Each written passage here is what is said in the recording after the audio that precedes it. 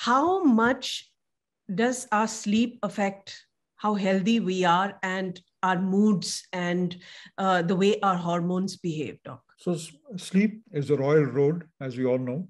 So to recovery, to almost everything that we do. So sleep is basically a way for the body to recover from the stress. And it is, again, regulated by a very exquisite balance between norepinephrine and serotonin.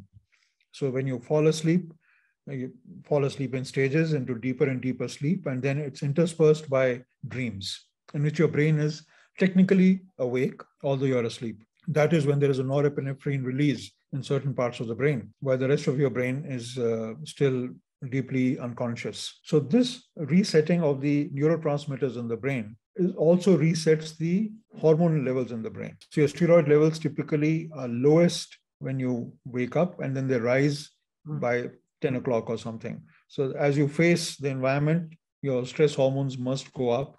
When you're asleep, they have gone down. So that's a normal steroid cycle.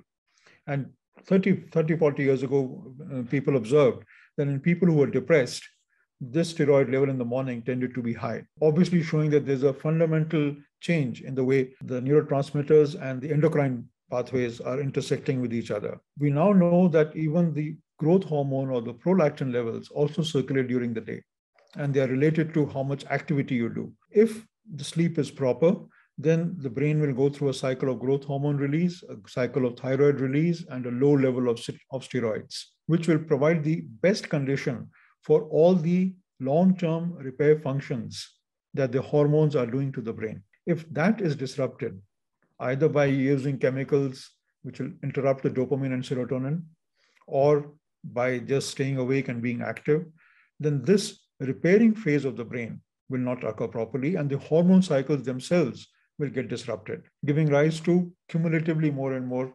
damage to the brain. So it's very, very important that sleep be understood as it is. It is not simply a switching off. It's a very regulated, dynamic, again, well-orchestrated switching off. So things have to switch off in the right sequence, check circuits, switch on, switch off. So it's a whole process which is going on.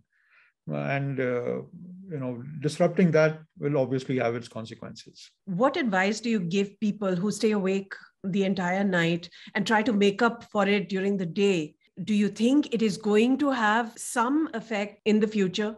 It does, because see, people, again, this was something which people started worrying about when the internet happened, because people were expected to work around the clock, or somebody somewhere was working. People realized that all night shifts, even though people could compensate for sleep, ultimately produced health damages.